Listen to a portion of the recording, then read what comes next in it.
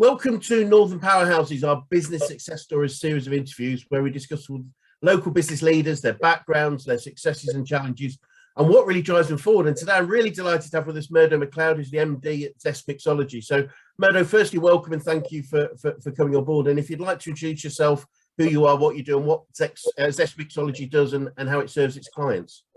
Great. Okay. Well, thank you. It's great to meet you here. Yes, I am MD at Zest Mixology. Zest Mixology provides wow factor drinks receptions.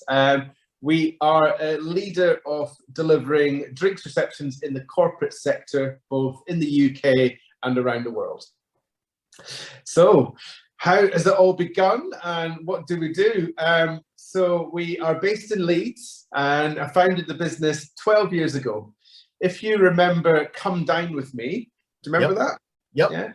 I created the business in response to Come Dine With Me in sense of giving a wow factor drinks experience in your own home so that you could impress your friends. So back then, 12 years ago, it was just me standing in the corner of people's dining rooms, shaking up cocktails, the standard that you'd get in the top cocktail bar, but in your own home. Wow. And I've grown the business year on year, even through pandemic, to be the leader right now in terms of we are partnered to 31 Compass venues around the UK where we service them with drinks receptions. We are also the sole cocktail supplier for the NEC group and all of their venues. So if you're served cocktails within the NEC on exhibition stands, they will be from one of our bars as well. Yeah, what a story! And I'm just looking at the website, and I have to say, I've got 2 million live event guests served, 50,000 virtual events guests served, and over 6 million cocktails served in that time. What an amazing set of numbers. Yes, well, indeed. I mean, well, thankfully, cocktails are a sexy, fun product. So people have been really receptive to our creativity in terms of how we've delivered cocktails to people across that time. You've mentioned some numbers there. Those cocktails may have been shaken and handed to somebody at a drinks reception at a private party. They may have been served to you while you're on your yacht in Ibiza. They may have been served to you in an exhibition centre in Hamburg. Or during the pandemic, we pivoted a little bit more than a ballerina until we found our spot. But they may have been delivered to you in a box to your home. You opened the box, joined a video call with your business team and shook that cocktail in unison. Well, yeah. Just as you said, starting from where you started and the concept, etc. What a fantastic idea! And I would imagine, pivoting, as you say, with lockdown into delivered home events like that. How long did it take you to sort of move into that part of the business? Well, in March 2020, we were sitting on a year of forward bookings. And week by week, those bookings just disappeared in front of us with the pandemic, and that was a frightening time. I have a team of people to look after and manage, offices, warehousing, all that kind of thing.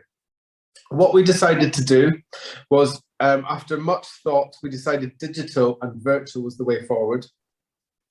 Invested in digital studios and built a custom built, like green screens, fastest gaming PCs, amazing microphones, gigabit internet, and we did it really, really well. What we did was we engaged a fulfillment company to create. We create cocktail boxes. The fulfillment company pick and pack miniature spirits and ingredients. And we send them out in boxes to business teams that are located not just in the UK, but around the world. And then we brought everyone together in a video call and engaged with them and taught them how to make cocktails for fun online with different themes. First of all, everybody did virtual cocktail making. And then we thought, what can we do next? So we created, for example, things like the Global Mixology Tour. So let's say we've got a business team from, I don't know, PwC, 100 people, and they want to be entertained. What we do is I'd welcome 100 people in a video call, welcome everybody.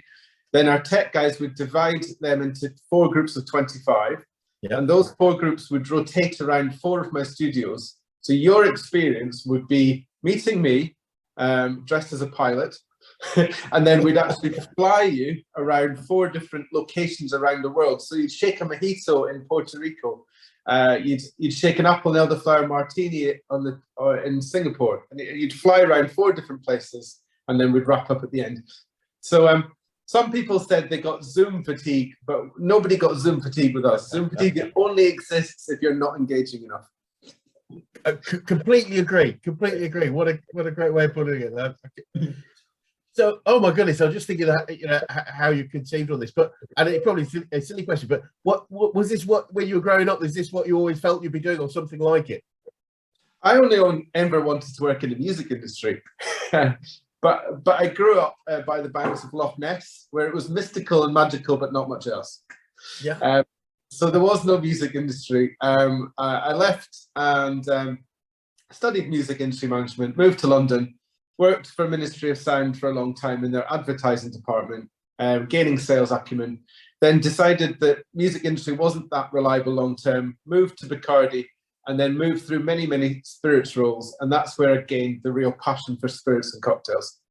I've finished as a national account manager for PepsiCo, and then took the decision in 2011 to follow the Come Dine With Me and cocktail dream and go from there. Brilliant. Brilliant. So, I mean, you must have had to overcome some real challenges over that period. What would you say are some of the biggest issues that you've had to overcome? If talking broadly across the whole business to date, the hardest thing was always building the team. Yeah. So yes, I mean, back then I could deliver the service, but I mean, it's just reward for my time, and this time is finite.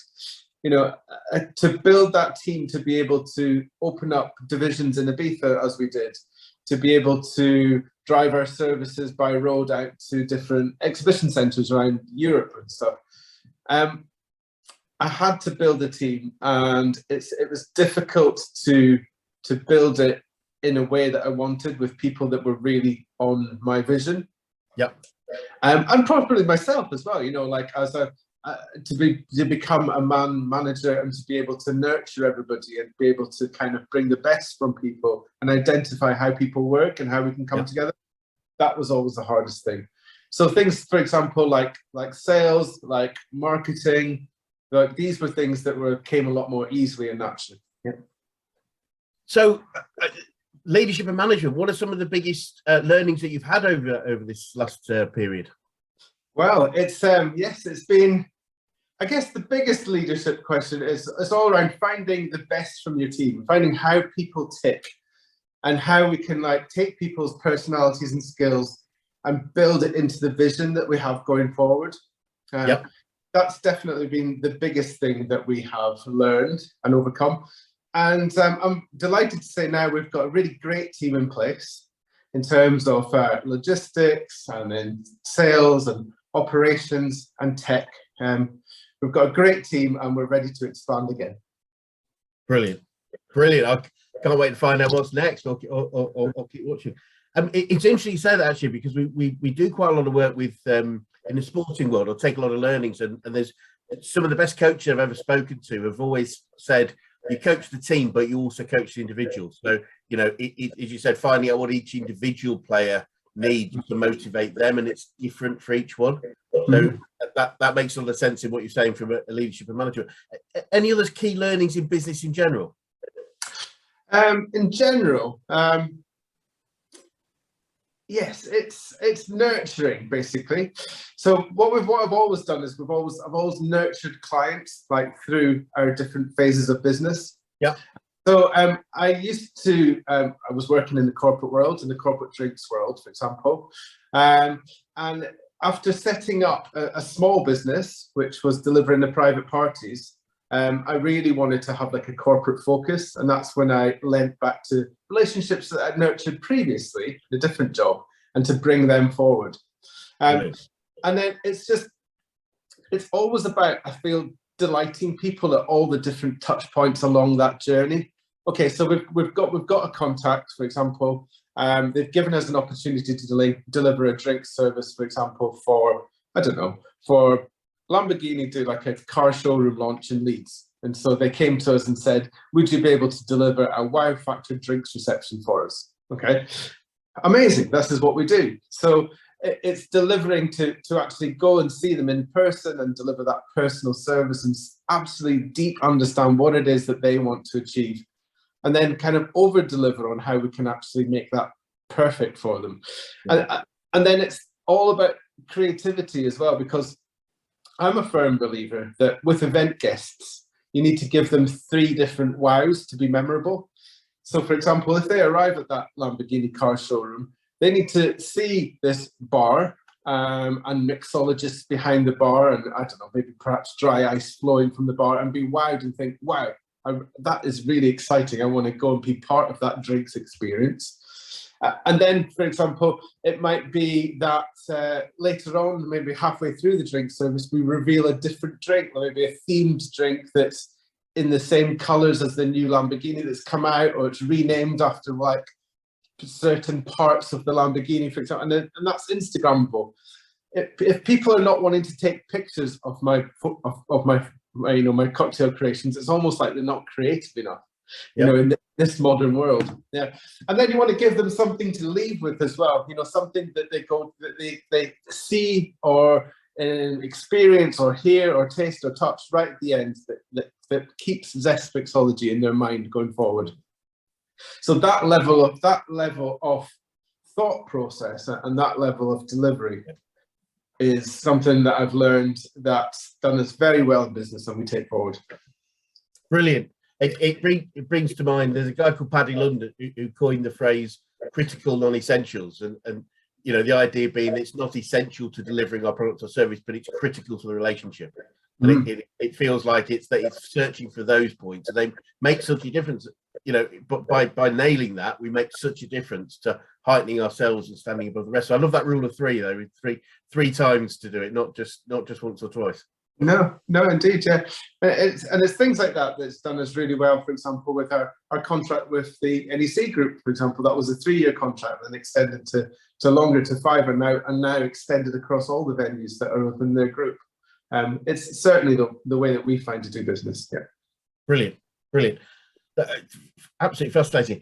Just talk about coaching. Also, we're a coaching organisation in general, but who would you say is the best coach you've ever worked with? Oh, interesting. There is a business coach that I work with, which the company is called H-Time. I don't know if you've heard of this one. The coach himself is Michael Hopkins. I met him when I was part of Entrepreneurial Spark. So I did an accelerator program with them. Really? Met him as as part of their incubators. I think that was about 5-6 years ago now, and actually stayed with him after Entrepreneurial Spark. And yes, we still speak now. We still speak regularly now, and he coaches and mentors on what we do. Brilliant, absolutely brilliant. It's fascinating. I mean, I've done some work with the Entrepreneurial Spark program as well with NatWest, and it's a really great thing to help to launch businesses, and you know, what a great example of the successes that program has had in what you've done and achieved. Mm-hmm. Yeah, it was also I mean, I actually came to the Entrepreneurial Spark with an existing business which was going out, and they still managed to nurture that and really help me to get to the next platform. On that program, I think one of the biggest benefits for me as well is to meet so many like-minded entrepreneurs, people that are physically and visually all different shapes and sizes and from all different parts of the world, but we share like a common mindset. So if we see us all sitting in a bar one day, we look like a right odd bunch of people, but we'll be having a cracking conversation, and they're the best nights you had like that. That's brilliant. It's bang on, and I often say to people I work with is that entrepreneurial people think differently to most people, and therefore, you know, don't interpret what somebody else is going to do based on what you would do or think, because you think differently and we think differently, and that's great. But understanding that, but then obviously be able to surround yourself with like-minded people is really wonderful. So in this journey, have you picked up any favourite quotes or sayings that you live by or you fall back on at difficult times? Quotes and sayings. I'm a firm believer in "let's do it," okay, which generally translates to be if somebody's got an idea within the team, okay, if it feels like it's got water, if it's got legs, right, if it can hold water, I'm a firm believer in just let's do it, you know. And if it's going to fail, then it can fail fast, and we can identify that and park that. But without actually getting that level of gusto behind things, we won't actually see if they're going to fly. The other one is that I really do believe that we can do as a business, we can do absolutely anything if we really put our mind to it and think how we're going to do it. If I thought back to 12 years ago, still standing in people's dining rooms, and I thought to myself, for example, if I didn't think that we couldn't get a partnership agreement with Compass, which is the biggest caterer in the whole world, then we'd never have got there. But I had that belief that we could do this and take it forward. So yes, anything is possible if you put your mind to it. I absolutely love that. I've been watching, well, I've watched it twice now, the film 14 Peaks. I don't know if you've seen it. It's about a Nepalese guy that climbs all 14 of the highest peaks in the world. And while the record was 7 years to do it, his goal is to do it in 7 months. And wow. So he's called it Project Possible for exactly the same reason. And guess what? He's achieved it even quicker than planned. And it's that mindset, I think, and that vision that's just incredible. I was told a long time ago, actually, so I think it's really interesting, is that the challenge is when we're kids, there is no limit to our dreams about who we are, we're going to be. And typically, if we're not careful, we let what we believe to be reality undermine our dreams rather than increase our reality to match our dreams, if that makes any sense. It does. So what do you say you would learn about yourself as you've grown the business and over time? I'd say about myself, I've learned how to be more resilient going forward. When I first started in business, I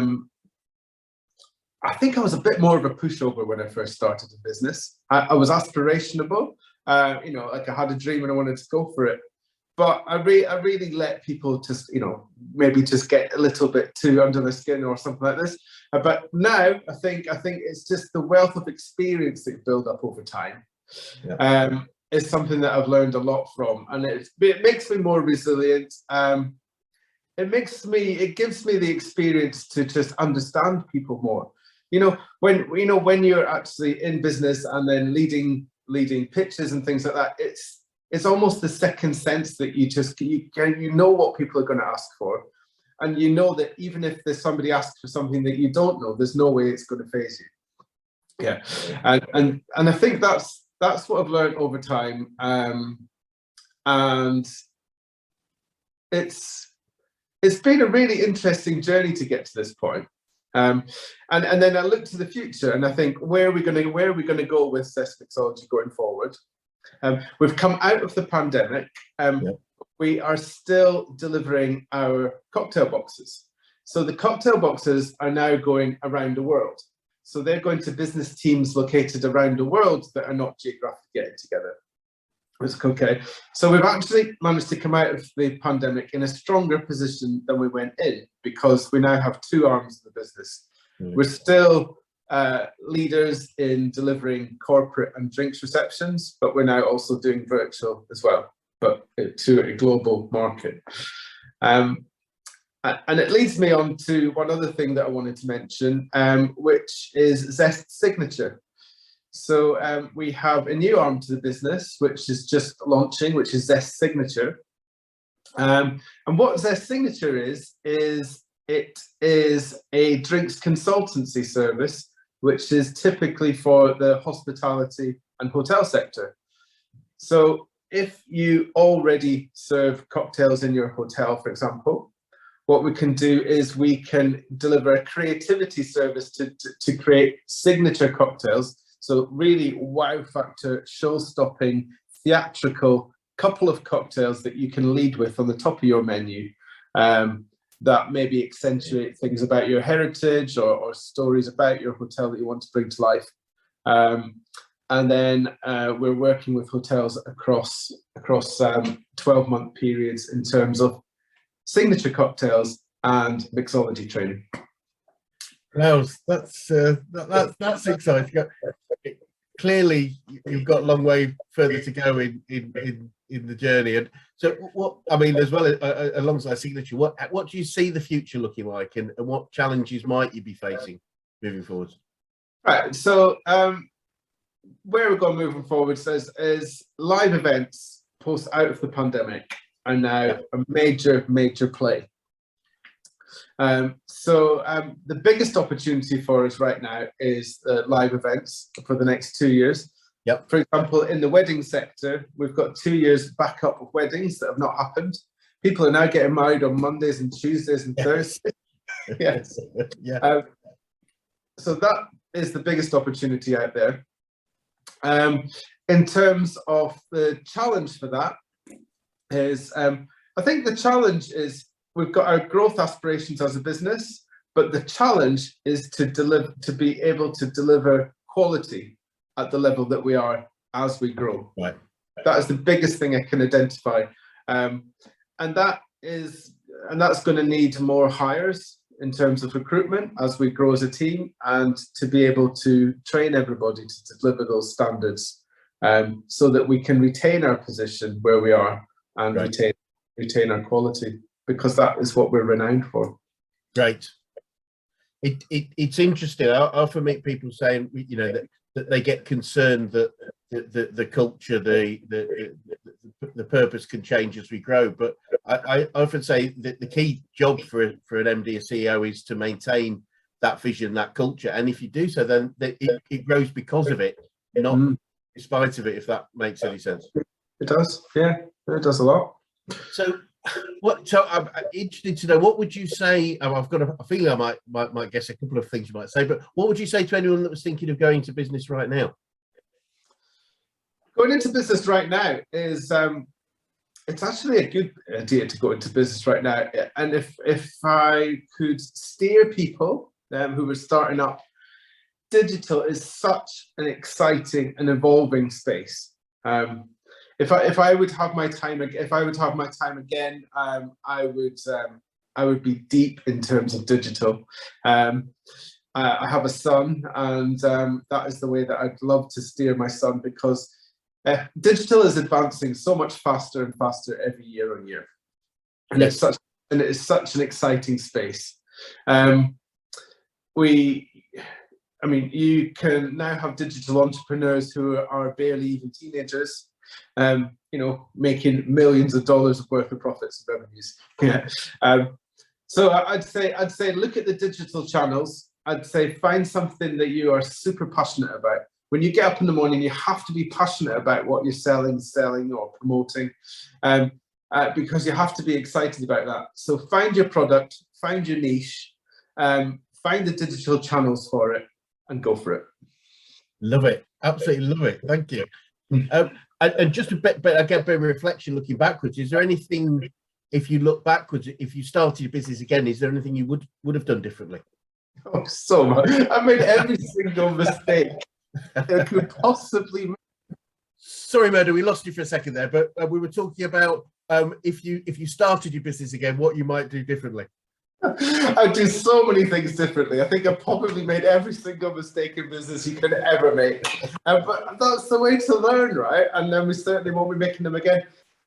I remember the first person I hired in a PAYE capacity. I found an employment contract template on the internet and downloaded it. I mean, I couldn't have done a worse thing. Never do that, ladies and gents, because it all went badly wrong, and then I had no employment contract to lean on that could hold water. So we've mentioned team being the most important thing. Look after your team. Give them a solid employment contract so you know the rules that you work by. That would be my advice. Brilliant. Thank you. And finally, I have to say it's been absolutely delightful for this last 20 minutes or so. But what advice would you give to an 18-year-old you if you could? An 18-year-old me. You know what? When I look back at 18-year-old me, I wouldn't give any advice to an 18-year-old me. I seriously wouldn't. I wouldn't change it. An 18-year-old me was a heady, ambitious guy who really wanted to work in the music industry, but was located in the Loch Ness region. Okay.